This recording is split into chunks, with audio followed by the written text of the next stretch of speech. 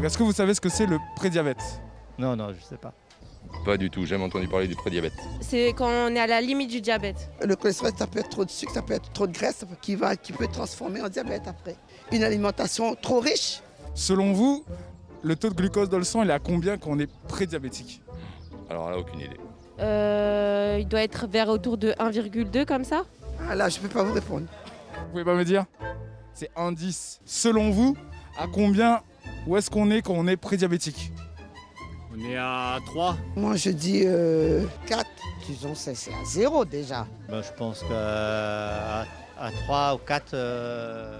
C'est quoi le prédiabète pour vous? Le prédiabète est le stade qui précède le diabète. Une personne prédiabétique a un taux de sucre dans le sang, ou glycémie, plus élevé que la normale. Elle est à haut risque de devenir diabétique si elle ne modifie pas son alimentation et ou son activité physique. Le prédiabète est défini par une glycémie à jeun comprise entre 1,10 et 1,25 g par litre et ou une glycémie 2 heures après ingestion de 75 g de glucose ou HGPO comprise entre 1,40 et 1,99 g par litre. Est-ce que vous savez reconnaître les personnes à risque? Non, non, non. Selon vous, qui pourrait être à risque d'être prédiabétique? Gérard Depardieu. Ce serait pas au diabète que je le verrais à risque, lui. À quoi plutôt? Au cholestérol. Diabétique. À risque? À risque. Gérard de Palmas. Non, pas plus. Peu importe qui c'est, pour les plus grands noms de la Réunion, ils ont les sujets aussi à être diabétiques parce que voilà, ils ont un excès de consommation de sucre. Et Jackson Richardson? Ah non, on peut pas. Je dis moins parce qu'il a beaucoup dépensé. Non. Non.